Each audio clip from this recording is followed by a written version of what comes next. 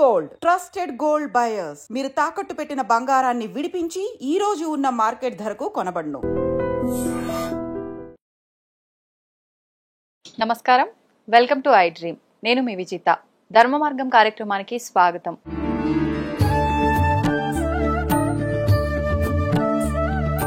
ప్రస్తుతం మనతో పాటు ఉన్నారు ఇస్కాన్ టెంపుల్ నుంచి ప్రణవానంద ప్రభుజీతో మాట్లాడి ఆధ్యాత్మిక పరంగా ఎన్నో మంచి మంచి విషయాలు తెలుసుకుందాము. మనకు ప్రతి ఒక్కరు కూడా చెప్తుంటారు, మనం చేసుకున్న ఈ జన్మలో చేసుకున్న పాప పుణ్యాల యొక్క ఫలితమే మనం మరొక జన్మలో అనుభవించే ప్రతి ఒక్కటి కూడా ఆధారపడి ఉంటుంది అని చెప్పి. నిజంగా ఎంతవరకు ఆధారపడి ఉంటుంది? ఇదంతా నిజమేనా? ఆధ్యాత్మిక మార్గంలో నడవాలి అనంటే ఎటువంటి మనం నియమాలు పాటించాల్సి ఉంటుంది? ఆధ్యాత్మిక మార్గం వైపు గనక మనం వెళ్తే ఈ కర్మ ఫలాన్ని తగ్గించుకునే అవకాశం ఉంటుందా? ఇలాంటి మంచి మంచి విషయాలు ఇప్పుడు ప్రభుజీతో మాట్లాడి తెలుసుకుందాం. నమస్కారం ప్రభుజీ. నమస్కారం అండి. హరే కృష్ణ. హరే కృష్ణ ప్రభుజీ చెప్తుంటారు కదా, అందరూ కూడా మనం ఈ జన్మలో చేసుకున్న కర్మలను బట్టే మన మరుసటి జన్మలో అనుభవించే లైఫ్ ఉంటుంది అని చెప్పి. నిజంగా ఉంటుందంటారా? అలా నిజంగానే అలా ఉంటుంది కాబట్టి కర్మ సిద్ధాంతము మన సనాతన ధర్మంలో ఉన్నది. అలా లేకపోతే ఒకడు పేదవాడిలా, ఒకడు చాలా ధనవంతుడిలా, ఒకళ్ళు చాలా బుద్ధిమంతుడిగా, ఒకళ్ళు ఒక్కొక్క స్కిల్ ఒక్కొక్కడికి భగవంతుడు ఇచ్చాడు. దేని ఆధారంగా ఇచ్చారు అని అంటే పూర్వజన్మ ఫలితాన్ని బట్టి, కర్మను బట్టి ఒక్కొక్కళ్ళు ఒక్కొక్క విధంగా జన్మించారు. ఒకళ్ళు పొడవుగా జన్మించారు, ఒకళ్ళు పొట్టిగా జన్మించారు, ఒకళ్ళు భారతదేశంలో జన్మించారు, ఒకళ్ళు అమెరికాలో జన్మించారు. దేన్ని నిర్ధారించుకునేలా ర్యాండమ్ లో ఇలా ఇలా వేయలేదండి. అన్ని కూడా మన పూర్వజన్మ యొక్క ఫలితం, పూర్వజన్మ యొక్క సుకృతం.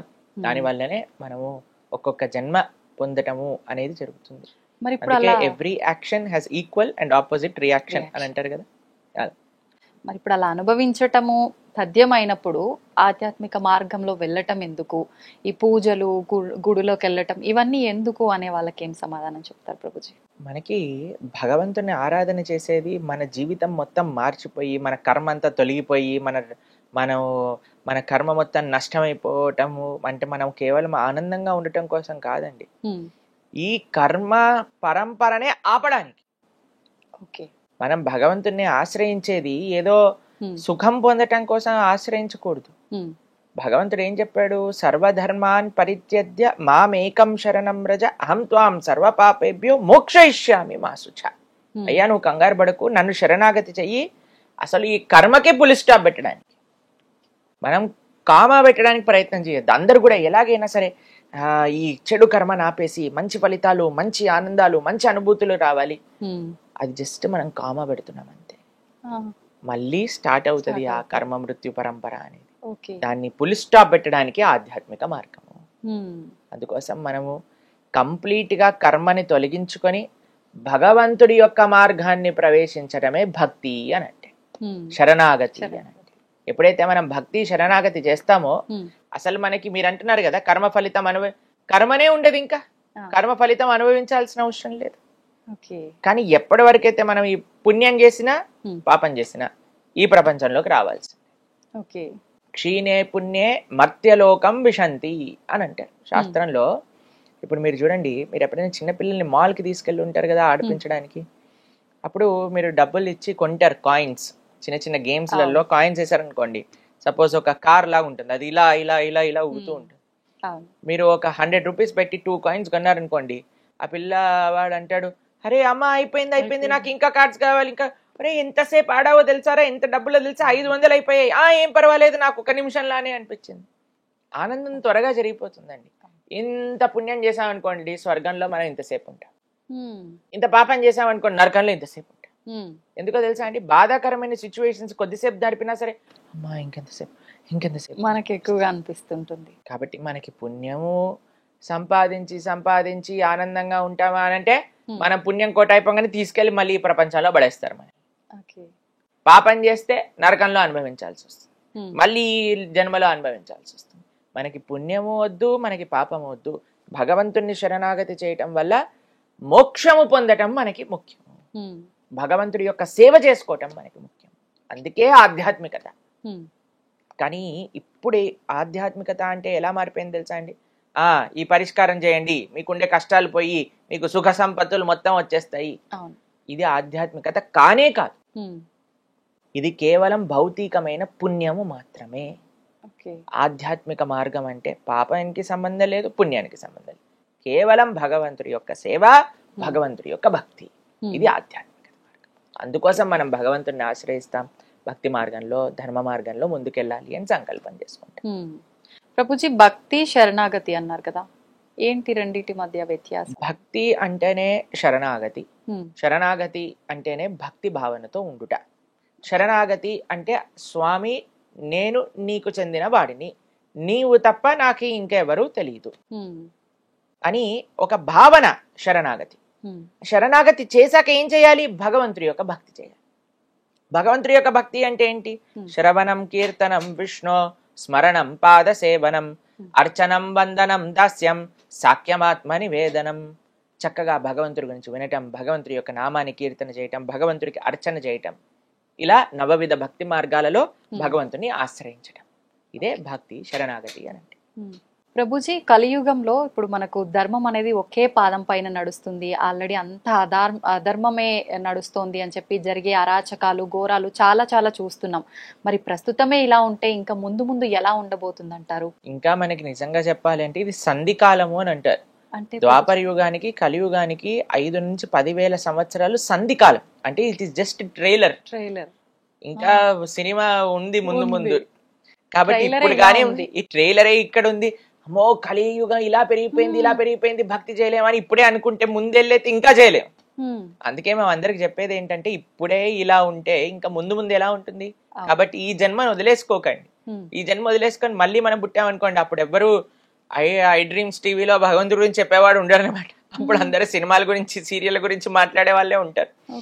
కాబట్టి మనకి ఇప్పుడు కలియుగంలో స్టార్టింగే ఇది. ఇంకా స్టార్టింగ్ లో ఉన్నాం కాబట్టి ఇంత ప్రభావం అనిపిస్తుందా మీకు? అందుకోసమే మనం జాగ్రత్తగా, అందుకే మనం అంటాం కదా దీపం ఉన్నప్పుడే ఇల్లు చక్కబెట్టుకోవాలని. అందుకే ఈ జన్మలోనే ఎంత వీలైతే అంత ఆధ్యాత్మిక మార్గంలోకి మనం వచ్చి, భౌతికత ఎన్నో జన్మలు మనం భౌతిక సంసారం చేసేసామండి, దాన్ని పక్కన పెట్టి ఆధ్యాత్మిక మార్గంలో ముందుకెళ్ళడానికి ప్రయత్నం చేయాలి అని ఎందుకు చెప్తున్నాము అని అంటే ఇది ఇంకా స్టార్టింగ్ టైమే ఇలా ఉంది, ఇంకా ముందు ముందు వెళ్ళాక ఎలా ఉంటుందో ఆలోచన చేయండి. కాబట్టి అందరూ చాలా జాగ్రత్తగా ధర్మ మార్గంలో ముందుకెళ్ళాలి. ఈ సమయంలో మనకున్న అదృష్టం ఏంటో తెలుసా అండి, ఇంతమంది యొక్క ఆధ్యాత్మిక తత్వ మధ్యలో మనం ఉన్నాం. ఇంకా మనం హరినామ సంకీర్తన జరుగుతుంది, యజ్ఞాలు జరుగుతున్నాయి, ఆలయాలు ఉన్నాయి, జనాలు వస్తున్నారు ఆలయాలకి, వ్రతాలు పూజలు అన్ని జరుగుతున్నాయి. ఇంకా ముందుకు వెళ్తూ వెళ్తూ వెళ్తూ ఉంటే ఇవన్నీ తగ్గిపోతాయి. అందుకోసం చాలా జాగ్రత్తగా ఉండాలి. అందుకనే ప్రతిసారి కూడా ఆధ్యాత్మిక మార్గంలో వెళ్ళాలి వెళ్ళాలి, పుణ్యాలు చేసుకోవాలని చెప్తుంటారు ప్రభుజీ. ప్రభుజీ, భగవంతుడు సర్వత్రా ఉన్నాడు, ప్రతి ఒక్కరిలో భగవంతుడు ఉన్నాడు, ఎక్కడ చూసినా భగవంతుడు ఉన్నాడు, భగవంతుడు లేని ఒక ప్లేస్ అనేదే లేదు అంటుంటారు కదా. మరి భగవంతుడు అంతటా ఉన్నప్పుడు ఎందుకు ప్రత్యేకంగా ఆలయాలకి, గుళ్ళోకి వెళ్ళి భగవంతుని దర్శనం చేసుకోవాలంటారు? గాలి అంతటా ఉంది కదండి, కానీ మన కార్లో టైర్లో పంచర్ అయింది అనుకోండి, మనం ఈ పంచర్ షాప్కి వెళ్ళి అక్కడ ఎందుకు గాలి కొట్టించుకుంటాం? గాలి అంతటా ఉంది, గాలి కొట్టించుకుంటారా మీరు ఎప్పుడైనా వెహికల్లో? ఇక్కడ నుంచి గాలి ఇలా పట్టుకొని లోపలికి పంపించచ్చు కదా? సాధ్యపడదు కదా. ఎందుకు సాధ్యపడదు? గాలి అంతటా ఉంది కదా. అవును, సాధ్యపడదు. భగవంతుడు కూడా అంతటా ఉన్నాడు. గాలి షాప్ లో ఎలా అయితే ఎయిర్ కాన్సన్ట్రేటెడ్ గా ఒక దగ్గర ఉంటుంది కాబట్టి అది ఈజీగా మనం పెనిట్రేట్ అవుతుంది. భగవంతుడు సర్వత్రా ఉన్న ఆ తత్వము ఆలయ విగ్రహం రూపంలో ఒక కాన్సన్ట్రేటింగ్ గా స్వామి స్వయంగా ఆ రూపంలో అక్కడ కొలువై ఉన్నారు. ఈజీగా యాక్సెసబుల్ మనకి దేవాలయంలో భగవంతుడు. ఎలా అయితే ఇప్పుడు హైడ్రోజన్ ఉంది, ఆక్సిజన్ ఉంది. ఇప్పుడు మనకి నీళ్లు, నాకు ఇప్పుడు దాహం వేస్తుంది అనుకోండి, ఆక్సిజన్ హైడ్రోజన్ రెండు కలిపి ఇప్పుడు నీళ్ళు తెచ్చి నోట్లో పోసుకున్నాను అనుకోండి, అవుతుందా? ఒక వాటర్ బాటిల్ తీసుకొని దాన్ని సంప్రోక్షణ చేసుకొని దాని తర్వాత స్వీకరిస్తే గానీ నాకు దాహం తీరుతుంది. అలానే భగవంతుడు అంతటా ఉన్నాడు, సర్వత్రా ఉన్నాడు. అది భగవంతుడు చెప్పింది, భగవంతుడి తత్వమే సర్వత్రా ఉన్నాడు. మీరు సర్వత్రా ఉన్నాడు అని నమ్ముతున్నప్పుడు ఆలయంలో విగ్రహంలో కూడా ఉన్నాడు కదా. ఉన్నాడు. ఆలయంలో విగ్రహంలో భగవంతుడిని పర్సీవ్ చేయటం చాలా ఈజీ, చాలా సులభం. అందుకోసం మనం ఆలయానికి వెళ్ళి ఎప్పుడైతే ఆ స్వామి యొక్క రూపాన్ని, ఆ స్వామి యొక్క దర్శనాన్ని, స్వామి యొక్క సేవలను మనం ఆస్వాదన చేస్తామో ఇప్పుడు కనిపించేదే చూడలేకపోతే, కనిపించేదే ఆస్వాదించకపోతే కనిపించింది ఏం చూస్తామండి? అస్సలు సాధ్యపడదు. ఇప్పుడు జనాలకి మూర్తి భగవంతుడి యొక్క శ్రీ విగ్రహాన్నే దూషిస్తున్నారు, భగవంతుడి యొక్క శ్రీ విగ్రహాన్నే నమ్మకం లేకుండా ఇది నాస్తికుల్లా చేస్తున్నారు, మాట్లాడతారు. భగవంతుడినే దూషిస్తున్నారు. కొన్ని ప్రోగ్రాంలు మేము ఎప్పుడైనా ఇంటర్నెట్ లో చూస్తే మాకు ఆశ్చర్యం వేస్తుంది. పెద్ద పెద్ద వాళ్ళు అసలు మన ఉండే దేవీ దేవతలను కూడా నిందిస్తూ వాటిపైన వెటకారంగా మాట్లాడుతూ, అది ఎంత మహాపాపమో తెలుసా మీకు అది? కాబట్టి సరైన తత్వం తెలియకపోతే వాళ్ళు, మీకు విషయం తెలుసా, భగవంతుడు సాక్షాత్తుగా మన ముందుకు వచ్చిన ఎవడో నాటకం వేసుకొని వచ్చాడు, వేషం వేసుకొని వచ్చాడు అనుకుంటాడు. భగవంతుడిని చూడడానికి భగవంతుడి యొక్క కృప ఉండాలండి, లేకపోతే పర్సీవ్ చేసుకోలేరు. నిజంగా అంతటి అదృష్టం దక్కుతుందంటారా ప్రభుజీ? నిజంగా బ్రహ్మాండంగా ఎవరైతే వినయంతో, గర్వం లేకుండా శాస్త్రం పైన, ఆచార్యుల పైన, భక్తుల పైన నమ్మకం పెడతారో అటువంటి వాడికి భగవద్ దర్శనం అయి తీరుతుంది.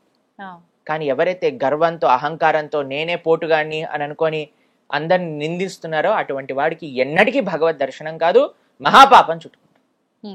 కాబట్టి మనం ఏదో మైక్ ఇచ్చాం కదా, కెమెరా ఉంది కదా అని మనకి ఇష్టం వచ్చినట్టు మాట్లాడకూడదు, చాలా జాగ్రత్తగా ఉండాలి. ప్లస్ ఇంకో విషయం చెప్తాను, ఎవరిని ఏం అడిగి తెలుసుకోవాలి అనే విషయం కూడా మనకు తెలిసి ఉండాలి.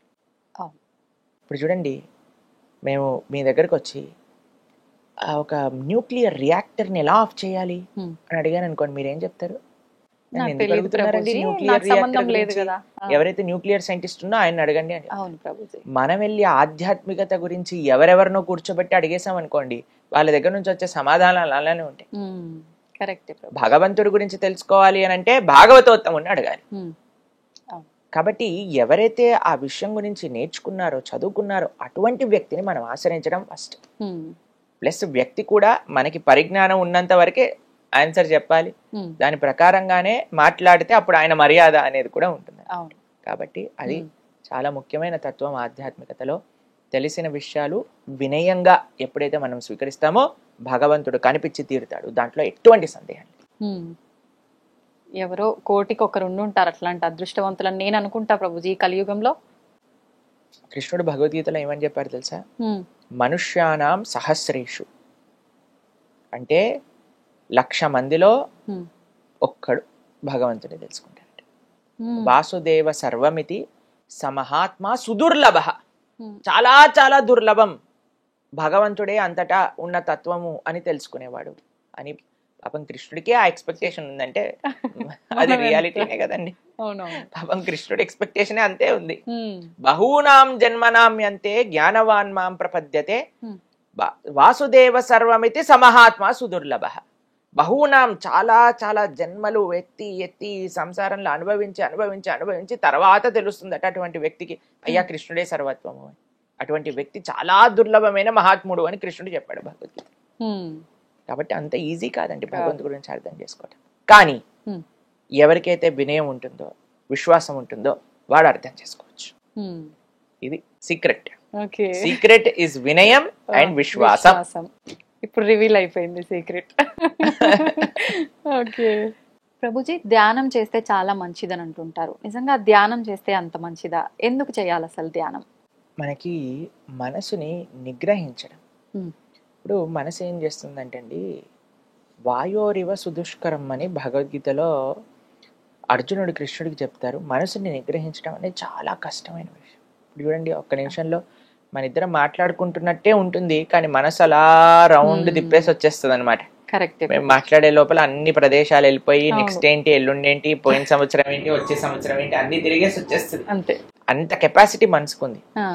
మనసుని నిగ్రహించడం అనేది ఎందుకు? ఒక పిల్లవాడు అల్లరి చేస్తున్నాడు అనుకోండి, అటు వెళ్తున్నాడు ఇటు వెళ్తున్నాడు ఏడుస్తున్నాడు అంటే అమ్మ ఏం చేస్తుంది, ఒక బొమ్మ తెచ్చి చేతిలో పెడుతుంది. ఎప్పుడైతే బొమ్మ చేతిలో పట్టుకుంటాడో దాంతో ఆడుకుంటూ కూర్చుంటాడు. అలా మన మనస్సు యొక్క తత్వం ఏంటి అంటే, ఇటు పరిగెత్తా అటు పరిగెత్తా, దీని గురించి ఆలోచించా, అక్కర్లేని విషయాలని నెత్తిపైన తెచ్చుకొని ఇది నా కష్టాలు, ఇది నేనే ఉద్ధరించాల్సింది అని అనవసరమైన విషయాలన్నీ మన మనసు మన పైన వేసుకుంటుంటుంది. దీన్ని ఎలా ఆపటం అంటే, ఒక చిన్న పిల్లవాడికి ఎలా అయితే మనస్తత్వమో మనసు కూడా అదే మనస్తత్వం. కాబట్టి మనసుకు ఒకటి ఇవ్వాలి. మీకు ఒక విషయం చెప్తాను. ఒక పిల్లవాడు తపస్సు చేశాడు అనమాట. ఒక యోగి వచ్చాడు ఆ మార్గంలో వెళ్తూ ఉంటే, ఆ యోగిని అన్నారు, అయ్యా ఉమ్, నేను ఇంత తపస్సు చేశాను కదా, నాకు ఏదో ఒకటి వరంగా ఇవ్వు ఉమ్, అని అంటే ఆ యోగి సరే అయ్యా తదాస్తు, నువ్వేం అడిగినా ఇస్తాను, ఉమ్, నాకు ఒక జీనీ కావాలి అని అడిగాడు. ఉమ్. జీనీ జీని అంటే అంటే ఒక ఆత్మ లాంటిది అనమాట. ఓకే. అంటే మనం ఏం చెప్పినా చేసేదనమాట. ఆహాహా. అయితే ఈయన ఏం చెప్పాడంటే ఈ జీనీని ఇస్తాను, కానీ ఒక రూల్ ఉంది దీనికి, ఉమ్, ఎప్పుడైతే నువ్వు దీనికి పని చెప్పవో అప్పుడు నేను చంపేస్తుంది, అదే చంపేస్తుంది. అదే చంపేస్తుంది, దీనికి ఎప్పుడు పని చెప్పు అని చెప్తాడు. ఓకే. సరే అని ఇంటికి తీసుకెళ్తాడు. ఉమ్, ఇంటికి తీసుకెళ్ళంగానే చూస్తాడు, ఓ ఇల్లంతా గలీజ్ గలీజ్గా ఉంది, ఇల్లు శుభ్రం చేయి, ఒక్క నిమిషంలో శుభ్రం చేసేస్తుంది, బాసనలు దోమేస్తుంది, వంట చేసేస్తుంది, ఇల్లు కడిగేస్తుంది, వరండా క్లీన్ చేస్తుంది, గార్డెనింగ్ చేసేస్తుంది. ఉమ్, ఇంకేం పని ఉంటుందండి వీడు? అవును. వీడు పని కోసం ఆలోచిస్తున్నాడు, కత్తి తీసింది చంపడానికి ఆ, దగ్గరకు వస్తుంది అంటే, అరే ఏం చెప్పంటారా వీడికి పని అంతే, సరే ఒక పని చేయి, మెట్లెక్కు కిందికి దిగు ఆ, అని అన్నాడు. సరే మెట్లెక్కుతుంది కిందికి దిగుతుంది, నేను చెప్పేంత వరకు మెట్లెక్కుతూ కిందికి దిగు అని, మెట్లెక్కుతుంది కిందికి దిగుతుంది, వీడికి ఏమైనా పని గుర్తొచ్చింది అనుకోండి, అప్పుడు ఈ పని చేయమంటాడు, ఆ పని అయిపోగానే మెట్లెక్కు కిందికి దిగు, ఆ, అది పైకి ఎక్కుతుంది కిందికి ఎక్కుతుంది, కిందికి దిగుతుంది, కానీ ఆపాము అని అంటే చంపేస్తుంది. మన మనసు కూడా అలాంటిది. ఉమ్, దాన్ని దేంట్లోనైనా ఎంగేజ్ చేయలేకుండా ఖాళీగా పెట్టామనుకోండి, మనల్ని పిండి ఆరేస్తుంది అనమాట. కరెక్ట్. కాబట్టి అందుకే ideal mind is devils work shop అంటారు. కాబట్టి మనము ఎప్పుడైతే ధ్యానం చేస్తాం, మంత్ర ధ్యానము అని అంటాం, మనం మా భక్తి మార్గంలో కృష్ణ భక్తి సాంప్రదాయంలో మేము చేసేది మంత్ర మెడిటేషన్ అంట, మంత్ర ధ్యానం. అంటే మంత్రం పఠిస్తూ భగవంతుడి పైన ధ్యానం చేయడం.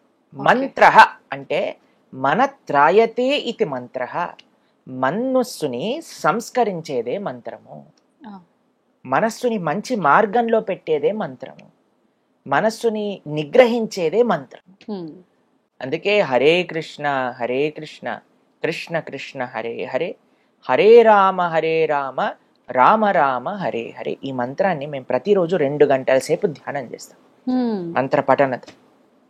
ఎందుకు అనంటే ఆ 2 గంటలు ఇప్పుడు మనం ఫోన్ ఎలా అయితే బ్యాటరీ రీఛార్జ్ అవ్వడానికి ఛార్జింగ్ పెడతామో, మన మనస్సుకి, మన శరీరానికి, మన ఇంద్రియాలకు ఒక ఛార్జింగ్ ప్రొద్దున పూట లేసా చేసేసుకున్నాం అనుకోండి, రోజంతా ఇంకా మాకు ఇంకా తిరుగులేనట్టు ఎనర్జీ వచ్చేస్తుంది అనమాట.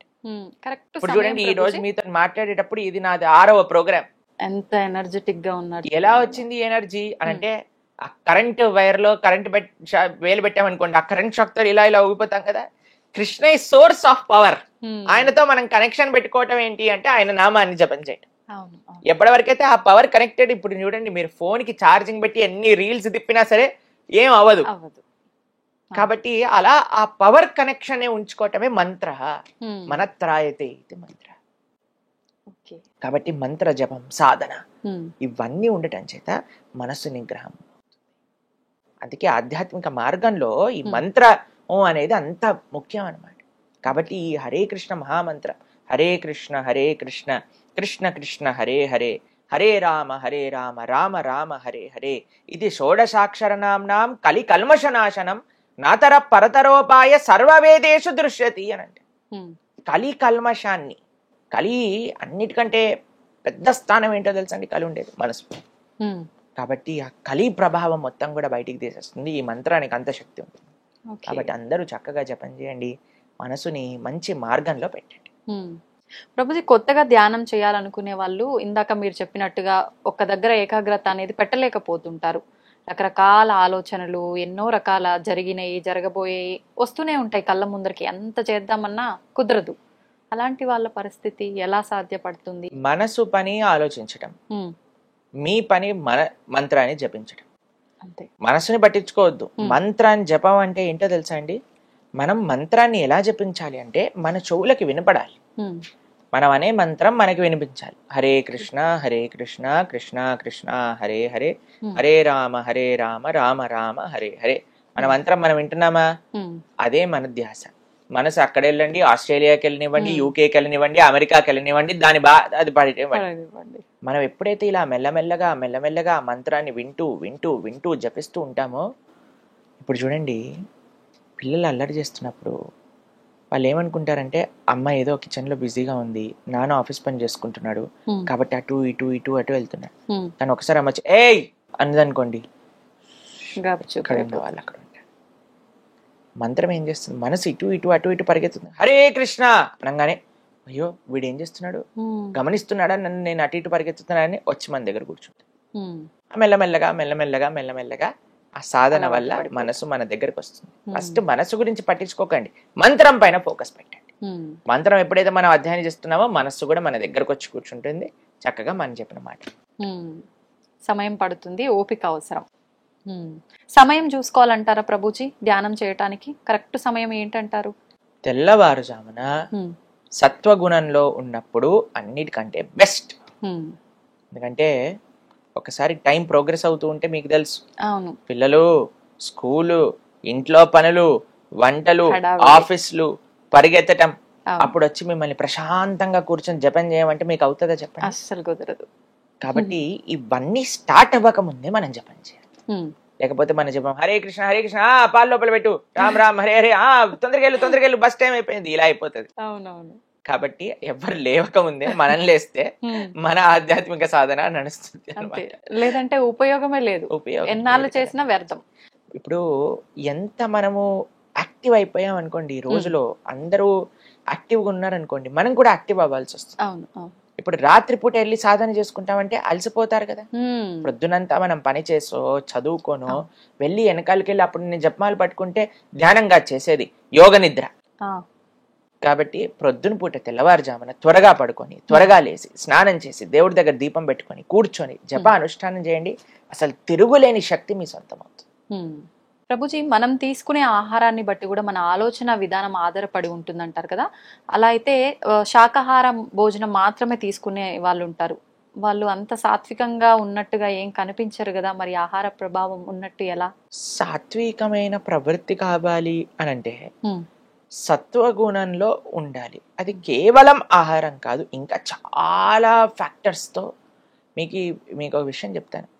ఈ ప్రపంచం నుండి ప్రతి వస్తువు కూడా సత్వ రజస్ తమో గుణములలో కేటగరైజ్ చేసి ఉంటుంది అనమాట.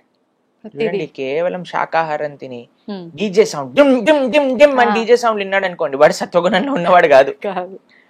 కాబట్టి సత్వము అనంటే ఒక ఎంటైర్ సిస్టమ్ ఆఫ్ సత్వ. సత్వగుణంలో ఉండే వ్యక్తి ఏం చేస్తాడు, తెరవారుజాములు లేస్తాడు, స్నానం చేసుకుంటాడు, ప్రతిరోజు దేవాలయానికి వెళ్తాడు, చక్కగా సాత్వికమైన ఆహారాన్ని. ఇప్పుడు అన్ని సత్వగుణంలో ఉండే వస్తువులన్నీ కూడా మనస్సు పైన ప్రభావం చూపిస్తుంది. అన్నిటికంటే పెద్ద ఫ్యాక్టర్ ఆహారం, ఇది గమనించాలి. ఆహారం ఒక్కటే ఫ్యాక్టర్ కాదు. అర్థమైందా మీకు రెండిట్లో ఉండే డిఫరెన్స్? అర్థమైంది. కాబట్టి ఆహారం అన్నిటికంటే ముఖ్యమైన ఫ్యాక్టర్. ఎవరైనా కానీ తమో గుణం రజోగుణం అంటే మాంసాహారాదులు కానీ మద్యము కానీ ఇటువంటి సేవించారనుకోండి, వాళ్ళకి సత్వగుణంలోకి రావటం చాలా చాలా కష్టం, చాలా అంటే చాలా కష్టం. కాబట్టి ఎవరైనా ఈ మానవ జన్మని చక్కదిద్దుకోవాలి అని అనుకున్న వారు ఎవరైనా ఉంటే సాత్వికమైన ఆహారాన్ని తీసుకోవటమే శ్రేయస్కరం. మాంసాహారము మహాపాతకములలో ఒకటి అని శాస్త్రములో చెప్పున్నది. కాబట్టి మనం ఎప్పుడు కూడా మాంసాహారం వైపు వెళ్లకుండా కూరగాయలలో కూడా సత్వరజస్ తమో గుణములు, ఉల్లిపాయలు తమో గుణం రజో గుణానికి చెందినవి. కాబట్టి ఇప్పుడు ఆహారంతో పాటు మిగతావన్నీ కూడా మనం దృష్ట్యా పెట్టుకుంటే అప్పుడు మనకి మంచి సత్వగుణంలో ఉన్న వాళ్ళం అవుతాం. ఇప్పుడు మీకు ఒక విషయం చెప్తానండి. ఇప్పుడు ఆధ్యాత్మిక మార్గంలో ఉన్న వాళ్ళకి కొన్నిసార్లు మీరు అనుకోవచ్చు, అరే వీళ్ళకి కోపం ఉంది కదా, అరే ఈయన ఇలా మాట్లాడుతున్నాడు కదా, అలా అనుకున్నారనుకోండి. మీకు ఒక విషయం చెప్తాను. ఒక వ్యక్తి రోగం ఉన్నది, ఓకేనా, నడుము నొప్పి ఉంది, కాళ్ళ నొప్పి ఉంది, తలనొప్పి ఉంది, జ్వరంగా ఉంది, గొంతు నొప్పి ఉంది, థ్రోట్ ఇన్ఫెక్షన్ లాగా అనిపిస్తుంది. ఇంట్లోనే కూర్చున్నాడు, ఇంకా పెరుగుతుంది రోగం. పక్కింట్లో ఇంకొకటి కూడా అదే సిమ్టమ్స్ ఉన్నాయి. ఆయన డాక్టర్ దగ్గరికి వెళ్ళి జాయిన్ అయ్యాడు. డాక్టర్ అన్నాడు, నువ్వు సెలైన్ పెట్టుకో, ఈ మెడిసిన్ వేసుకోవాలి. ఇప్పుడు సెలైన్ పెట్టి మెడిసిన్ వేసుకున్న మరుక్షణం మొత్తం రోగం పోతుందా? టైం పడుతుంది, కొద్దిగా టైం పడుతుంది. ఆధ్యాత్మిక మార్గంలో ప్రయాణించే వ్యక్తి రోగం ఉంది అని తెలుసుకొని డాక్టర్ దగ్గర వెళ్ళిన వ్యక్తి. కాబట్టి మెల్లమెల్లగా రోగం పోతుంది, ఎందుకంటే చికిత్స చేసుకుంటున్నాడు కాబట్టి. కానీ ఈ వ్యక్తి ఎవరైతే బయట నుంచి అరుస్తున్నాడో, వాడికి ఇంకా జ్వరం ఉంది, వాడికి ఇంకా అహంకారం ఉంది, కోపం ఉంది అన్నవాడు, వీడైతే ఇంకా హాస్పిటల్కి రావట్లేదు, ఆ ప్రయత్నమే లేదు. కదా. కాబట్టి మనము ఎవరిని జడ్జి చేయకూడదు ఎక్స్టర్నల్స్గా, మనం వెయిట్ చేయాలి. ఆధ్యాత్మిక మార్గం దాని ఆ మనస్సు పైన ఆ మెడిసిన్ ప్రభావం చూపించి ఒకరోజు తప్పకుండా ఆయన మంచి వ్యక్తిగా మారుతారు. కాబట్టి మన డ్యూటీ ఏంటి? సత్వగుణంలో ముందుకెళ్ళటం, ధర్మ మార్గంలో ముందుకెళ్ళటం, ధార్మికంగా ప్రవర్తించడం, ఇది మనకి. ప్రభుజీ, జీవహింస, మనం మాంసాహారం తినడం అంటే ఒక జీవిని హింస పెట్టి చంపేస్తున్నాము. అసలు జీవహింస గురించి పురాణాల్లో ఏముంది? మనం ఎంత చెప్పినా మానని వాళ్ళు ఉన్నారు. అలా ఏం లేదండి, మన ప్రవచనాలు విని చాలా మంది వేలల్లో మాంసాహారాన్ని వదిలేసిన వాళ్ళు నాకు తెలుసు. సంతోషం ప్రభుజీ, నిజంగా అలాంటి మార్పు వచ్చినందుకు. చాలా మంది మన ఛానల్లో మీరు చూడండి, ఎంతో మంది మనకు చెప్తారు, ప్రభుజీ మేము మాంసాహారాన్ని వదిలేసాము, మేము ఈ రోజు నుంచి నాన్ వెజిటేరియన్ తినము అని. చాలా సంతోషం వేస్తుంది మాకు అలాంటి వాళ్ళని చూస్తే. ఇప్పుడు చూడండి, మీకు ఒక్క విషయం చెప్తానండి. మనకి ఇంత చిన్న దోమ కుడితేనే బ్యాట్ పట్టుకొని మహాభారత యుద్ధం చేసినట్టుగా ఎక్కడుందా దోమ, దాన్ని చంపేయాలి అని 4-5 బ్యాట్లు పట్టుకొని తిరుగుతారు. ఇంత పెద్ద బండలాంటి శరీరంలో ఒక చిన్న దోమ కుడితేనే మనం తట్టుకోలేకపోతున్నాం కదా. అలాంటిది ఒక ప్రాణిని చంపేస్తుంటే మన మనసు ఎలా ఒప్పుకుంటుంది చెప్పండి? శాస్త్రంలో ఏం చెప్పారు తెలుసా? మాంసం అని మనం అంటూనే దాని యొక్క అర్థం ఏంటి అని అంటే, నేను నిన్ను ఎలా అయితే చంపుతానో నువ్వు నన్ను అలా చంపడానికి నేను నీకు పర్మిషన్ ఇస్తున్నా. అంటే ఏ ప్రాణినైతే మనం చంపుతామో వచ్చే జన్మలో ఆ ప్రాణి మనల్ని చంపుతుంది. దాంట్లో ఇంకొక చిన్న అడిషన్ అండి, ఎన్నిసార్లు చంపుతుంది అని అంటే, ఆ ప్రాణి యొక్క శరీరం పైన ఎన్ని వెంట్రుకలైతే ఉన్నాయో అన్నిసార్లు మనల్ని చంపుతుంది. ఇది వింటే ఎవ్వరు తాకరు ప్రభుజీ మాంసాహారం, భయం వేస్తుంది. అలా విన్నా సరే మారని వాళ్ళు కూడా ఉంటారు. కానీ మన ప్రార్థన ఏంటంటే, మనం ఎవరిని ఏమనట్లేదండి, మన శాస్త్రంలో ఉన్న విషయం శాస్త్రంలో కూడా వదిలేసేయండి. మనం ఇప్పుడు చూడండి, ఏ ప్రాణి అయినా చావడానికి పుడుతుందా చెప్పండి? లేదు. ఇంట్లో కుక్కలను పెంచుకుంటారు, ఎంత అల్లారు ముద్దుగా పెంచుకుంటారు. అమ్మో మై డాగి అని. ఇప్పుడు కుక్క అన్నా సరే వాళ్ళ కోపం వస్తుంది. అవును ప్రభుజీ. ఎందుకు? దానికి ఇంకా ఒక మేకకి ఏం డిఫరెన్స్ ఉంది చెప్పండి? అది ప్రాణి ఇది ప్రాణి కదా, అది జంతువు ఇది జంతువు కదా, ఇది పిల్లలు పెడుతుంది అది పిల్లలు పెడుతుంది. దీనెంత ప్రేమగా చూసుకుంటుందో పిల్లల్ని, అది కూడా అంతే ప్రేమగా చూసుకుంటుంది కదా. ఒక ఆవుకి ఒక కుక్కకి తేడా ఏముంది? ఒక పందికి ఒక కుక్కకి ఏం తేడా ఉంది? ఒక కోడికి ఒక కుక్కకి ఏం తేడా ఉంది? ఒక కుక్కకి ఒక మనిషికి ఏం తేడా ఉంది? అన్నిటికీ ప్రాణి, అన్నిటికీ ఫీలింగ్స్ ఉన్నాయి, అన్నిటికీ పెయిన్ ఎక్స్ప్రెస్ చేసే ఒక మెంటాలిటీ ఉన్నది. అందరికి ఇప్పుడు మేకని చంపాలంటే అది వచ్చి చంపు చంపు చంపు, నేను నీకోసమే పుట్టాను, నన్ను కత్తి తీసుకొని చంపేయని మమ్మల్ని ప్రాధేయపడుతుందా చెప్పండి? లేదు. ఏడుస్తాయి ప్రాణులన్నీ ఎవరైనా తన ముందు జరిగేది ఏదన్నా చూసాననుకో. కాబట్టి ఆ నెగిటివిటీ, ఒక ప్రాణి చనిపోతుందంటే ఎంత ఏడుపు, ఆ ఘోష, అదంతా మన లోపలికి వచ్చి మనం కూడా తయారవుతాం. కాబట్టి మాంసాహారం తిననే కూడదు. ఇది చూడండి, మీకు ఒక విషయం చెప్తాను, ఆధ్యాత్మికంగా నో వే మాంసాహారం తినటం. Okay, big no. సెకండ్, మానవత్వ రూపంలో ఆలోచించినా సరే మాంసాహారం అనేది చాలా పెద్ద క్రైమ్ అది. మూడో విషయం చెప్తాను, ఎన్వైరన్మెంటల్ విధంగా ఆలోచించామండి. ఒక 300 మంది తినే తిండిని ఒక ప్రాణికి తినిపించి ఆ ప్రాణిని చంపి ఒక 20 మంది తింటారు. అంటే ఎంత మంది ఆహారం వేస్ట్ అవుతుందో ఇక్కడ చూడండి. కేవలం ఒక 50 మంది 20 మంది తినే తిండికి 350 మంది తినే తిండిని ఒక ప్రాణికి తినిపిస్తున్నాం. ఎన్వైరన్మెంటల్ ఇంబ్యాలెన్స్ అవ్వడానికి ఇది చాలా పెద్ద కారణం. ఎన్వైరన్మెంటల్గా, అలానే మానవీయంగా, అలానే చూస్తే మీరు ఆధ్యాత్మికంగా, ఆరోగ్యరీత్యా మీకు 100 ఎగ్జాంపుల్స్ చూపిస్తాను. డాక్టర్స్ ఇప్పుడు మాంసాహారం వద్దు, వీగన్ అని ప్రపంచం మొత్తం కూడా వీగనిజం, ప్లాంట్ బేస్డ్ డైట్ అని వైపు వెళ్తూ ఉంటుంది, మీరు చూసే ఉంటారు. కాబట్టి ఇప్పుడు చూడండి, చాలా మంది అంటారు మనకి ఇలా కెనైన్ తీట్ ఉంటే మనం కార్నివరస్ అని. ఇప్పుడు కార్నివరస్, ఇప్పుడు చూడండి, కుక్క కానీ మీరు పులి కానీ ఏం చేస్తాయండి? అదేమన్నా వండుకొని తింటాయా? మసాలాలు వేసి తందూరి చేసుకొని తింటాయా? అది పచ్చిగా తింటాయి. కాబట్టి దానికోసమని ఆ పండ్లు ఇచ్చారు, మీరు కూడా పచ్చిగా తినండి. వెళ్ళి మార్కెట్ లో ఇక్కడ మేక అనిపిస్తుంది అని పట్టుకొని యాని కొరికి తినండి, అప్పుడు మనకేం ప్రాబ్లం ఉండదు. కానీ మనం మాత్రం దాన్ని చంపి వండుకొని తింటున్నామంటే you are not meant for that. Plus మీకు ఒకటి చెప్తాను, కార్నివరస్ యానిమల్స్ అంటే మాంసాహారం తినే జంతువులకి ప్రేగులు చిన్నగా ఉంటాయి, ఎందుకంటే అది తొందరగా బయటికి వెళ్ళిపోవాలన్నమాట. కానీ మనది ఆవుకి ఎలా అయితే హెర్బివరస్ యానిమల్స్ కి ఎలా అయితే ఇంటెస్టైన్స్ ఉంటాయో అలా మనకు ఉంటాయి. అలా మనకి ఇంటెస్టైనల్ సిస్టమ్ వచ్చినప్పుడు మనం ఎప్పుడైతే మాంసాహారం తింటామో అది అరగడానికి 2-3 రోజులు పడుతుంది. అంటే మన శరీరంలోనే కుళ్ళిపోతుంది. దానివల్ల కొలెస్ట్రాల్ అని, క్యాన్సర్స్ అని చాలా ఎక్కువ మనకి రీసెర్చెస్ కూడా చూస్తున్నాం ప్రభుజీ ప్రెజెంట్. ఇది ఆరోగ్యరీత్యా. తర్వాత మీరు ఎన్నైనా మీరు చెప్పండి ప్రభుజీ ఏ ఫ్రంట్ లో మాంసాహారం తింటాం కరెక్ట్ అంటే ఏ ఫ్రంట్ లో కూడా మాంసాహారం తింటాం. మాంసాహారాన్ని బంద్ చేసేయాలి. కానీ ప్రభుజీ మీరు అన్నారు ఆధ్యాత్మిక పరంగా దూరము ఏ రకంగా పనికి రాదు అని. కొంతమంది అంటారు ఇప్పుడు ఆధ్యాత్మిక పరంగా అమ్మవార్లకి జంతు బలులు ఇస్తుంటారు, అది ఎప్పటి నుంచో వస్తున్న ఆచారము. అమ్మ వారు అని మీరు అంటున్నారు కదా, అమ్మతనము అని మనం ఒక దేవతని అమ్మ అని పిలిచినప్పుడు నీకెంత అమ్మనో ఆ మేకకు కూడా అంతే అమ్మ ఆ తల్లి.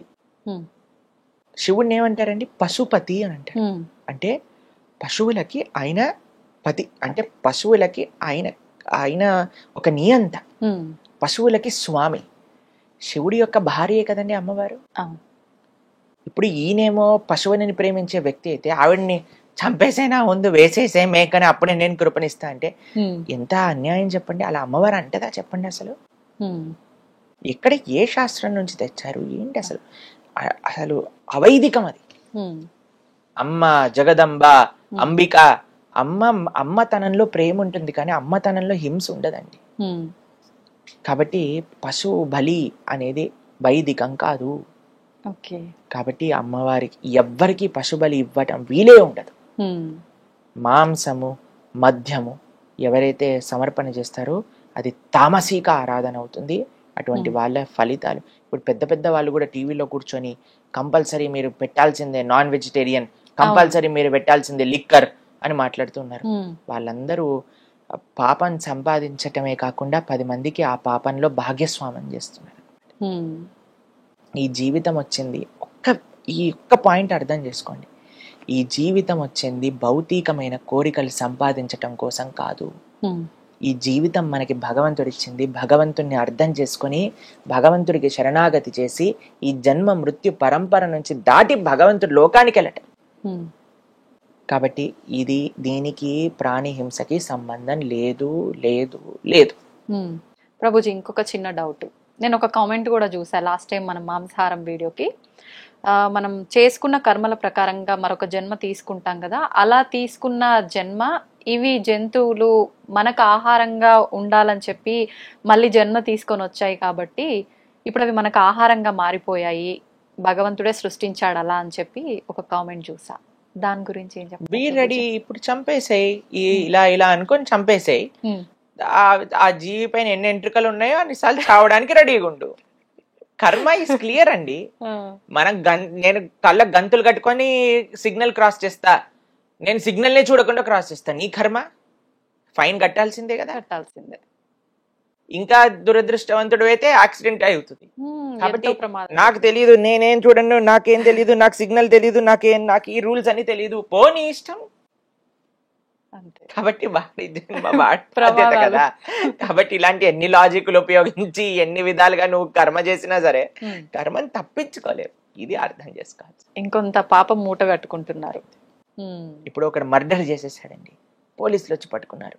ఏయ్ మర్డర్ చేసా పదా జైలుకి.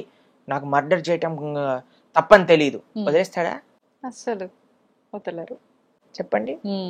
కాబట్టి ఇప్పుడు నా కర్మ, వాడు నా చేతిలో చంపబడటం ఆయన కర్మ అని చెప్పాడు అనుకోండి, పోలీసు వాడు వదిలేస్తాడా? లేదు. కాబట్టి మన విచక్షణ, భగవంతుడు బుద్ధి కూడా ఇచ్చాడు కదా. అవును. కాబట్టి మన విచక్షణ ఉపయోగించి మనం ఏది మంచి ఏది చెడు అని ఆడాలి.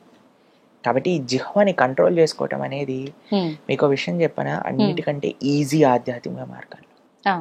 మిగతా ఇంద్రియములు కంట్రోల్ చేసుకోవటం కంటే జిహ్వని కంట్రోల్ చేసుకోవటం అత్యంత ఈజీ. ఎవరికైతే జిహ్వ కంట్రోల్ అవ్వదో అటువంటి వాడు ఆధ్యాత్మిక మార్గానికి పనికిరాడు. చాలా కష్టం అని చెప్పాలి. కాబట్టి మీరు మీరు ఇప్పుడు చూడండి, చిన్నప్పటి నుంచి పుట్టినప్పటి నుంచి ఒక విధంగా మాంసాహారం తిని పెరిగేవాడు, పొద్దున మధ్యాహ్నం రాత్రి సాయంత్రం అర్ధరాత్రి మాంసాహారమే తిని పెరిగిన వాళ్ళందరూ కూడా వీగనిజం అంటూ ప్రాణి హింస చేయకూడదు అని పాశ్చాత్య దేశాలలో వెజిటేరియన్స్ గా మారిపోతున్నారు. మనకి ఎంత మన భారతదేశంలో పుట్టి ఇవన్నీ తెలుసుకున్న వాళ్ళని మారటంలో ఏం ప్రాబ్లం ఉంది చెప్పండి. కాబట్టి ఎంత వీలైతే అంత తొందరగా మాంసాహారాన్ని మానేయండి, లేకపోతే మహాపాపం. ఈ కర్మ, కలెక్టివ్ కర్మ కూడా మనకి తయారవుతుంది అనమాట. ఇప్పుడు కొన్ని దేశాలలో చాలా మనకి సడన్ గా హఠాత్తుగా భూకంపాలు రావటం, న్యాచురల్ కెలామిటీస్ రావటం ఎందుకు వస్తాయి అని అంటే, ఇప్పుడు కలెక్టివ్ కర్మ, అందరూ చేసే పాప కర్మ, ఆ నెగిటివ్ వైబ్రేషన్ ఒక్కసారిగా ఒక దగ్గర కాన్సన్ట్రేట్ అయితే ఇలాంటివి వస్తాయి అని కూడా రీసెర్చెస్ ఉన్నాయి.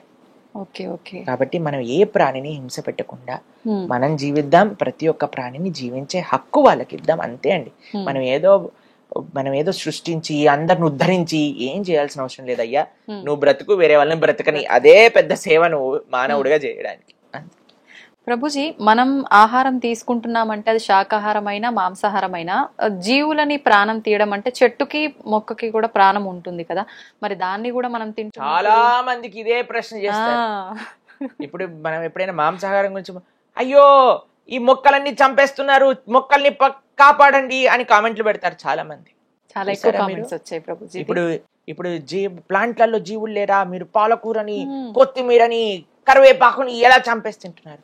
మీరు చూడండి, ఇప్పుడు పాలకూరని కట్ చేసేటప్పుడు పాలకూర ఎగిరి ఎగిరి రక్తం అంతా పెట్టి పాలకూర బిడ్డను పట్టుకొని ఇలా యోగలించి అలా చేస్తుందా అండి? చెయ్యదు. కానీ దాంట్లో జీవం ఉందా అంటే ఉన్నది.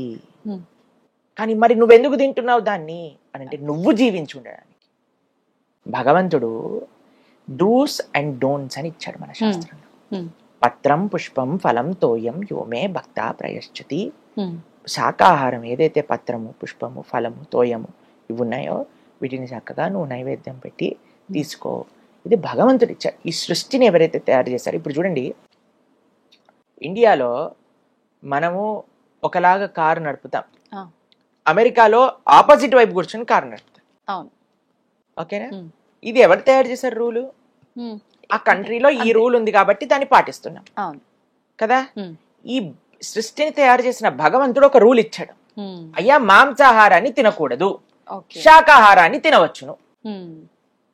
ఓకేనా? క్లియర్ గా ఉంది. కాబట్టి ఆయన ఇచ్చిన రూల్ ప్రకారంగా, ఆయన ఇచ్చిన ఇన్స్ట్రక్షన్స్ లో అహింస అని అంటే లీస్ట్ హింస. అహింస అంటే అన్నిటికంటే తక్కువ హింస. ఇప్పుడు నువ్వు డిసైడ్ చేసుకో, అయ్యా నేను శాకాహారం తినకుండా కూడా బ్రతుకుతా అని ఎవరికైనా అనిపిస్తే, గాలిని పీల్చుకొని బ్రతుకుతా, you are most welcome to do it. కానీ ఎవరైనా అయ్యా మాంసాహారం తినలేకపోతే మరి నేనేం తినాలి?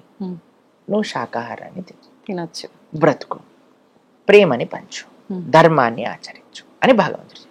దీన్ని వితండవాదం చేసి మరి జంతువులలో కూడా ఉన్నప్పుడు మరి చెట్లలో కూడా ఉంది, ఏం తినకు. Who said no? If you can live just with water and air, do it. If you cannot, then don't kill anything, just eat plants. అది మనం చెప్పాను. కరెక్ట్ ఆన్సర్ వచ్చేసింది ప్రభుజీ చాలా కామెంట్స్ కి. ఇప్పుడు ఈ వీడియోకి ఏం కామెంట్స్ వస్తాయో చూడాలి. నేను ముందు కామెంట్స్ ఓపెన్ చేస్తున్నా. చూడండి, కుక్కతో ఒక వంకర అని కొంతమంది మారరు. అవునవును. కాబట్టి అటువంటి వాళ్ళ కోసం ఏం చేయాలంటే ప్రార్థన చేయాలి. ఇప్పుడు ఇంత చెప్పినా అర్థం, చాలా చిన్న విషయం అండి. ఒక ప్రాణి మనం హింస పెట్టకూడదు, ఎంత బేసిక్ విషయం అండి అది. నిజంగానే. దానికి ఇంత మొత్తుకొని చెప్పాల్సి వస్తుంది, అయినా సరే అర్థం చేసుకోవట్లేదు అని అంటే ఇంకా వాళ్ళకి ఇంకా మారరు అనేది అర్థం. అంతే. కాబట్టి మనం జస్ట్ భగవంతుడికి ప్రార్థన చేయాలి, తండ్రి వాళ్ళని కూడా మంచి ధర్మ మార్గంలో నడిపించు, అంతే, ఇంకేం చెప్పలేము. మన వంతు ప్రయత్నం మనం చేసాం, ఆ పైన భగవంతుడి పైన భారం. ప్రభుజీ, దానం విషయానికి వస్తే కూడా అపాత్ర దానం పనికిరాదు అంటుంటారు, దాని వల్ల కూడా పాపం జరుగుతుంది అని అంటుంటారు. నిజమే అంటారా ప్రభు? కృష్ణుడు భగవద్గీతలో ఈ విషయం గురించి చెప్తారండి. ఎవరికైతే పాత్రత లేదో వాళ్ళకి దానం ఇవ్వకూడదు. ఇప్పుడు చూడండి, ఒక ఆయన వచ్చి మిమ్మల్ని డబ్బులు అడిగాడు, 100 రూపాయలు ఇచ్చారనుకోండి, వాడు వెళ్ళి సిగరెట్ తాగి మందు కొట్టాడు అనుకోండి, వాడి వచ్చిన పాపం కూడా మీ దగ్గరికి వచ్చేస్తుంది. ఓకే. కాబట్టి మనం ఎప్పుడు కూడా అపాత్రతా దానం చేయకూడదు.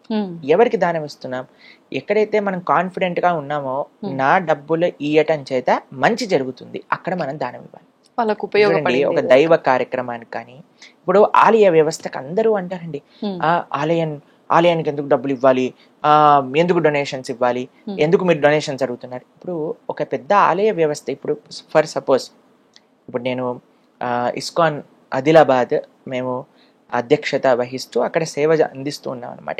ఇప్పుడు మా టెంపుల్ ఫర్ ఎగ్జాంపుల్ తీసుకుందాం, ఆదిలాబాద్ లో ఉన్న మా గుడిలో ఇప్పుడు భగవంతుడి యొక్క సేవ జరుగుతుంది. ఎవరైతే ఆలయానికి వస్తారో వాళ్ళందరికీ ప్రసాదం పెడుతున్నాం.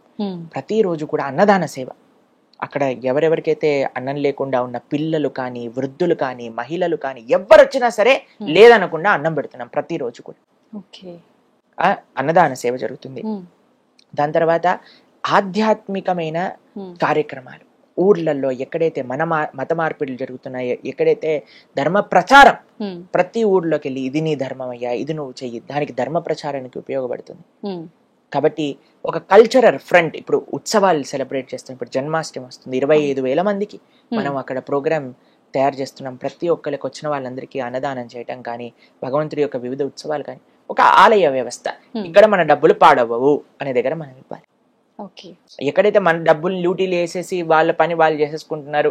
ఇప్పుడు చూడండి, కొంతమంది చెప్తారు, అది ఎంతవరకు కరెక్టో తెలియదు, మన టెంపుల్లో వేసే హుండీలో డబ్బులన్నీ కూడా గవర్నమెంట్ వేరే వేరే స్కీమ్లలోకి, వేరే వేరే దాంట్లోకి వాడేస్తుంది, అది వేరే మతాలకు కూడా వాడేస్తుంది, పిచ్చి పిచ్చి తప్పుడు పనులకు కూడా వాడేస్తుంది అని కూడా చాలా మంది చెప్తున్నారు. కాబట్టి ఎక్కడైతే మనకి మంచి కార్యక్రమాలు జరుగుతున్నాయి అని మనకి తెలుస్తో అక్కడ ఇవ్వటం అనేది చాలా ముఖ్యం. కాబట్టి అందుకే మనకు ఒక విషయం చెప్తారు, మనకి ఎప్పుడైనా రోడ్ పైన వెళ్తున్నప్పుడు భిక్షాటన చేస్తూ వస్తారు కదండి, అందులో మేము ఫాలో అయ్యే విషయం చెప్తాను. మేము ఎప్పుడు కూడా ఏదో ఒక ప్రసాదం మా దగ్గర పెట్టుకుంటాం. ఎవరైనా మన దగ్గరికి వచ్చారనుకోండి, ఒక పండు ఇస్తాం అనమాట. చిన్నపిల్లలు వచ్చారనుకోండి, ఒక పండు, ఒక స్వీట్, ఏదో ఒకటి భగవంతుడి ప్రసాదం ఇస్తాం. కానీ డబ్బులు ఇస్తే, ఇప్పుడు చూడండి, ఆ పిల్లవాడు డబ్బులు ఇచ్చాడు అనుకోండి, పాపం వాడికి విచక్షణ లేదు, వాడు వెళ్ళి షాప్ కీపర్ని 10 రూపాయలు ఇచ్చి సిగరెట్ ఇచ్చేస్తాడు కదా. కాబట్టి మనం కరెక్ట్ కైండ్ ఆఫ్ దానం ఇవ్వండి, రాంగ్ దానం రాంగ్ వ్యక్తికి ఇవ్వకండి. ఇది మనం చెప్పేది. ఈ మధ్య చాలా మంది ఫుడ్ ఇస్తే తీసుకొని వాళ్ళు కూడా ఉన్నారు ప్రభుజీ. మేము ప్రసాదం ఇచ్చినా కొన్నిసార్లు యాక్సెప్ట్ చేయరన్నమాట, కానీ మేము చెప్తాం అలాంటి వాళ్ళంటే నిజంగా ఆ భావన ఉన్నప్పుడు ఏది ఇస్తే అది స్వీకరించాలి కదండి. కాబట్టి మనం చాలా జాగ్రత్తగా ఉండాలి. ముఖ్యంగా చిన్నపిల్లల్ని పాడు చేసేస్తున్నట్టుగా అవుతుంది. కాబట్టి వాళ్ళని ఏ విధంగా, వాళ్ళని విద్య ఇవ్వటమా, లేదా వాడికి అన్నం పెట్టటమా కడుపు నిండా, అలాంటివి చూడొచ్చు. కానీ డబ్బులు ఇస్తే ఎలాగైనా సరే అవి పాడైపోయే ఛాన్సెస్ చాలా ఉన్నాయన్నమాట. అందుకోసం కొద్దిగా జాగ్రత్తగా ఉంటారు. కానీ మీకు ఒక విషయం చెప్తాను, ఎవరైనా మన ముందొచ్చి చెయ్యి చాపాక ఇవ్వకుండా ఉండకూడదు. కాబట్టి 2 ఆప్షన్స్ ఉన్నాయి. మనం ఆహారం ఇచ్చి పుణ్యాన్నైనా తీసుకోవచ్చు, లేదా మన డబ్బులు ఇచ్చి పాపకరమైన తీసుకోవచ్చు. జాగ్రత్తగా డిసైడ్ చేసుకోవాలి. మీలాగా మేము కూడా బ్యాగ్ ఆహార పదార్థాలు క్యారీ చేయాలైతే, అంతే కదా ప్రభుజీ. మేమైతే మా భక్తులందరికీ అదే విషయం చెప్తాం, తప్పకుండా ఏదో ఒకటి మీ దగ్గర పెట్టుకోండి, ఎవరు అడిగినా వాళ్ళ చేతిలో. రెండోది అయితే అడగకుండానే వస్తుంది కాబట్టి మరి కొని తెచ్చుకోవాల్సిన అవసరం వద్దు. ప్రభుజీ, శ్రీకృష్ణాష్టమి వస్తోంది, జన్మాష్టమి. అంటే మీరు తప్ప ఇంకెవరు బాగా చెప్పలేరేమో అని నా అభిప్రాయం. మీ మాటల్లో ఒక్కసారి ఆ విశిష్టత గురించి తెలియజేయండి. కృష్ణం వందే జగద్గురుం వసుదేవ వసుతం దేవం కంసచారూఢమర్దనం దేవకీ పరమానందం కృష్ణం వందే జగద్గురు. భగవంతుడు యొక్క అన్నిటికంటే ప్రేమ కృపని కానీ మనం అనుభవించాలి అని అనుకుంటే భగవంతుడి యొక్క అవతారాన్ని చూడాలి. భగవంతుడు ఎంత కృపతో మనకి నచ్చిన, మనందరికీ పిల్లలంటే ఇష్టం కదండి, పిల్లలు ఏం చేసినా మనకు నచ్చుతుంది. అరే వీళ్ళందరికీ పిల్లలు ఏం చేసినా నచ్చుంది కదా, నేను కూడా ఒక పిల్లవాడిలా వస్తాను అని కృష్ణుడు పిల్లవాడిగా వచ్చి ఎన్ని లీలలు చేశాడు. కృష్ణ లీలలు వింటూనే మన మనసు అలా కృష్ణుడు లోపల లయం అయిపోతూ ఉంటుంది. ఆ కృష్ణ లీలల్లో తన్మయత్వం పొందుతూ ఉంటాం. మనం కూడా చిన్నపిల్లలం అయిపోతాం ప్రభు. ఆ కృష్ణుడు తన లీలలు చేసి ఈ ప్రపంచంలో అందరినీ ముగ్ధ మనోహరాన్ని చేయడానికి వచ్చిన రోజే శ్రీకృష్ణ జన్మాష్టమి. అటువంటి జన్మాష్టమి రోజు మనం అత్యంత కృతజ్ఞతాభావంతో భగవంతుని ఆరాధన చేయాలి. ఉపవాస దీక్షతో మంచి నైవేద్యములు, చెప్పని భోగ్ అంటారు, 56 రకాల నైవేద్యములు భగవంతుడికి చేస్తారు చాలా మంది. వివిధ రకాల స్వీట్లు చేసి భగవంతుడికి తులసితో అభిషేకం చేసి చక్కగా అలంకరణ చేసి అర్చన చేసి నివేదన, ఆరతి, తర్వాత పిల్లలందరినీ కృష్ణుడిలాగా అలంకరణ చేస్తారు, ఉట్టి కొట్టిస్తారు, పాదాలు వేస్తారు. Hmm. ఆ రోజే పెద్ద ఉత్సవం అండి. ప్రొద్దున నుంచి రాత్రి దాకా ఆలయానికి వెళ్ళటం, దర్శనం చేసుకోవటం, గోసేవ చేసుకోవటం. Hmm. చాలా అద్భుతమైన రోజు శ్రీకృష్ణ జన్మాష్టమి. భగవంతుడు ఆవిర్భవించినప్పుడు ఎంత సుందరంగా వైభవంగా ఆవిర్భవించారు అని పోతన గారు చెప్తారు భాగవతంలో. జలధరు దేవు నాజాను చతుర్బాహు సరసీలు జాక్షు విశాలాక్షు జారు గదా శంఖ చక్ర పద్మ విలాసు కంఠ కౌస్తుభమని కాంతిబాను కమనీయ కటిసూత్ర కంకణ కేయూర శ్రీవత్సలాంచనాంచిత విహారు సురకుండల ప్రభాయుత కుంటల లాటు వైడూర్యమని గణవర కిరీటు బాలు పూర్ణేందు రుచిజాలు సుగుణాల బాలు భక్తలోకపాలు కృపావిశాలు జూచి తిలకించి పులకించి యొబ్బి చెలరేగే వసుదేవుడు ఉత్సహింపే అని అంటారు పోతన గారు భాగవతంలో. అంత ఉత్సవంగా కృష్ణుడు ఆవిర్భవించారట. అటువంటి తడబాటు ఎక్కడా లేదేంటి ప్రభుజీ మీకు? ఆ స్వామిని పలికిస్తే మనం పలుకుతాం, స్వామి మర్చిపోయారనుకో మనం కూడా మర్చిపోతాం. ఇదే శరణాగతి అంటే, స్వామి నేను ఇక్కడికి వచ్చి కూర్చున్నాను, నువ్వేం పలికిస్తే అది పలుకుతాం. అందరికి మంచి చేసేవి పలికించు అని ప్రార్థన చేసి కూర్చుంటాం కాబట్టి ఆ స్వామి ఏది పలికిస్తే అది పలుకుతాం. ఇంత గొప్ప ఉత్సవాన్ని మనం ఎంతో వైభవంగా కృష్ణ జన్మాష్టమి చేసుకోవాలి. కృష్ణుడి లోకానికి అందించిన గీత, కృష్ణుడి లోకానికి అందించిన లీలలు మహా అద్భుతమైనవి. కాబట్టి మీరందరూ చక్కగా శ్రీకృష్ణ జన్మాష్టమి చేసుకొని ఆ భగవంతుడి యొక్క పరిపూర్ణ కృపా కటాక్షాలు మీ అందరిపైన ఉండాలని ప్రార్థన చేస్తూ కృష్ణం వందే జగద్గురుం. హరే కృష్ణ. ప్రభుజీ, మనకు శ్రావణ మాసం ఆల్రెడీ ప్రారంభం అయిపోయింది. శ్రావణ మాసం అనగానే శుభకార్యాలు, చాలా రకాల, ఆ నెలంతా ఒక పండగ వాతావరణం. ఆ విశిష్టత గురించి తెలియజేయండి. శ్రావణ మాసంలో వరలక్ష్మి వ్రతం చేస్తూ ఉంటారు అందరూ. లక్ష్మీదేవి యొక్క కృపా కటాక్షాలు మొత్తం మన పైన వచ్చేయాలి. కానీ ఒక విషయం ఆలోచించండి, ఆ లక్ష్మీదేవి ఏం చేస్తుంది? నారాయణుడి యొక్క పాద సేవ చేస్తుంది. కాబట్టి మన గోలు లక్ష్మీదేవిని ప్రార్థన చేయటంలో నారాయణుడి యొక్క సేవ మనకు కావాలి అని మనం భావన చేస్తూ ప్రార్థన చేస్తే, ఎందుకంటే ఇప్పుడు భర్త ఉన్న చోటే భార్య ఉండాలి అని అనుకుంటాం. కాబట్టి ఎక్కడైతే నారాయణుడు ఉంటాడో, ఎక్కడైతే నారాయణ భక్తి ఉంటుందో అక్కడే లక్ష్మీదేవి ఆనందంగా ఉంటుంది. ఇప్పుడు లంకలో కూడా సీతమ్మ ఉంది, ఆనందంగా ఉందా? ఆనందంగా ఉందా లంకలో సీతమ్మ? రాముడితో పాటు ఉంటే ఆనందంగానే ఉంటుంది. లంకలో సీతమ్మ ఎలా లేదు? ఉందా లేదా? ఉంది, కానీ బాధపడతారు. అవును. కాబట్టి మన దగ్గర డబ్బులు ఉండటం ముఖ్యం కాదండి. ఆ లక్ష్మి, డబ్బులు అంటే లక్ష్మీ స్వరూపం కదా. నారాయణుడితో ఉండటం, నారాయణుడితో ఉండటం అంటే భగవంతుడి యొక్క సేవలో ఉండటం అనేది ముఖ్యం. కాబట్టి శ్రావణ మాసంలో మీరు చేసే ప్రతి ఆరాధనలో ఒకటే ప్రార్థన చేయండి, అమ్మా నీ యొక్క అనుగ్రహం ఎంత వీలైతే అంత, కోట్లు లక్షలు లక్షల కోట్లు ఎంతైతే అందిస్తావో మొత్తం ధార్మిక సేవలో నేను పెడతావు అని ఒక ఆశ్వాసన లక్ష్మీదేవికి ఇవ్వాలి. అప్పుడు బ్రహ్మాండంగా కురిపిస్తుంది ఆవిడ. మనం చేయాల్సింది ఒక సంకల్పమే. సంకల్పం, ధర్మం కోసం, దైవం కోసం మనం సేవ చేస్తాం. కృతజ్ఞతలు ప్రభుజీ, చాలా మంచి విషయాలు తెలియజేశారు. కృష్ణుడి గురించి, గొప్పతనం గురించి, ఆధ్యాత్మిక మార్గం యొక్క విలువల గురించి ప్రతిసారి మనం మాట్లాడుకుంటూనే ఉన్నాం, కానీ ఎన్నో సందేహాలు మనకు ఎన్నో కామెంట్ల రూపంలో తెలియజేస్తూనే ఉన్నారు. అవన్నీ కూడా చక్కగా వివరించారు ప్రభుజీ. హరే కృష్ణ.